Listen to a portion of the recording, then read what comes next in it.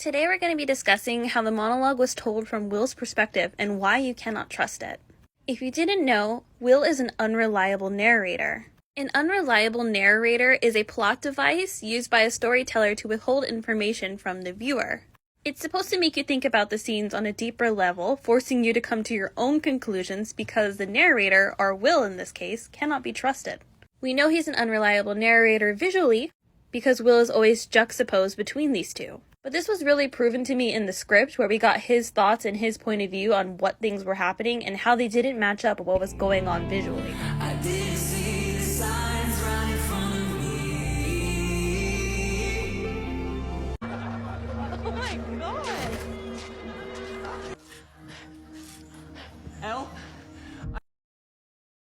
And now that we know that, let's go over Mike's monologue from Will's perspective and reality.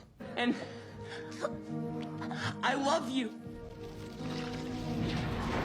Right from the get-go, I want to point out the lightning and thunder strikes in the reality part, which is Elle's perspective.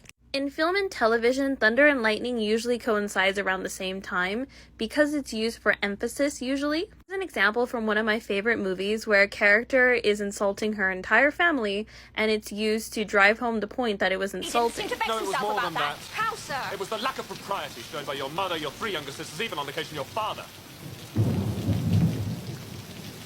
In the case of the monologue, the lightning and thunder is used to drive home that Mike is lying. And we, the viewer, know that because we've been watching the show. However, we're being told this through the unreliable narrator perspective, and Will doesn't know all of this. I don't say it more. It's not because I'm scared of you.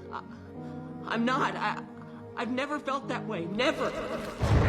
But I am scared that one... Now, there's 2 separate lies here to unpack. The first one is, I'm sorry I don't say it more. I'm sorry I don't say I love you more. At this point, he's never said I love you to her face. He's only said it out of spur of the moment, and he looked like he regretted it immediately after to his friends. So can we please just come up with a new plan because I love her and I can't lose her again? Why the fuck you lying? Why you always lying? The second lie is, it's not because I'm scared of you. I'm not. I've never felt that way. And let me tell you, Mike has felt this way several times throughout the series, mostly involving Elle's powers.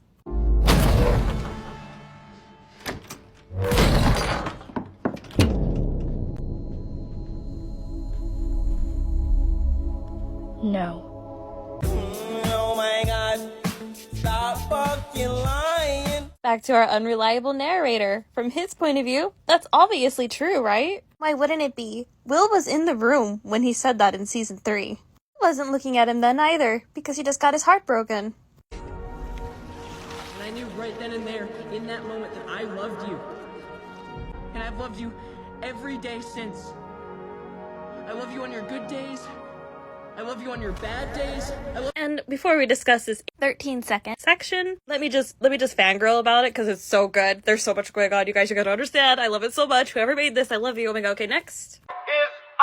First off, the audio. So, Being Different was the scene where Will confessed his feelings, and You're the Heart is the Mike's monologue confession, and they're very similar songs with a lot of reverse instrumentals. Check it out.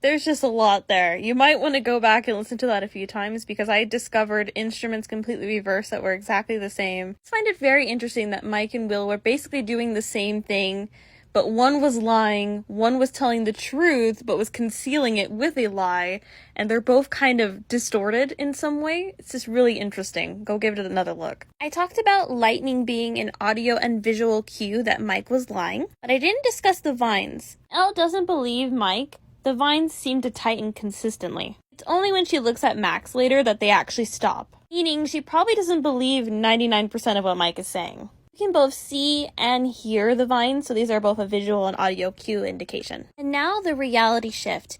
We are seeing this from two different perspectives. First is our unreliable narrator, Will, on the top, and on the bottom is the reality, which we can see Elle in the upside down. In the bottom, you can see this is Elle's only smile in reality. It's a reference to the shirt, which is probably the only truthful thing Mike said.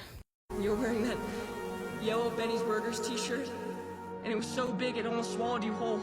Funny enough, this is the only line that Mike kinda sounds in love in. This is like the only one where he's kind of like mystified sounding. But we got our unreliable narrator, which means do not trust this perspective. Camera work here is there to convey this message. Will is on that screen. We are seeing something totally different. It cuts back to Elle. It's not so happy. Fake ass bitches. Will doesn't know the truth. In season 1, he was in the upside down. Doesn't know that Mike wanted to send Elle back to a sanitarium. Send her back to Penhurst, wherever she comes from. We'll be totally in the clear. Will also doesn't know that the only reason Elle even stayed with Mike is because she could help him find Will. He wanted to find him the entire season. He was obsessed. You know Will? Did you see him? Last night? On the road? She knows about Will! What do you mean she knows about Will? She pointed at him. At his picture. She knew he was missing, I could tell. You could tell? Just think about it. Do you really think it was a coincidence that we found her on Mirkwood? The same place where Will disappeared? That is weird. And she said bad people are after her.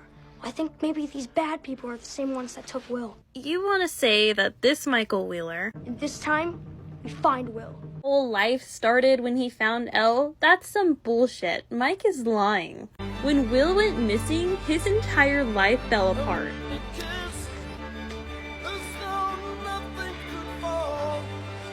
See these two scenes that happen seconds apart juxtaposed together like this, you really see what's going on here. Love you for exactly who you are. You're my superhero.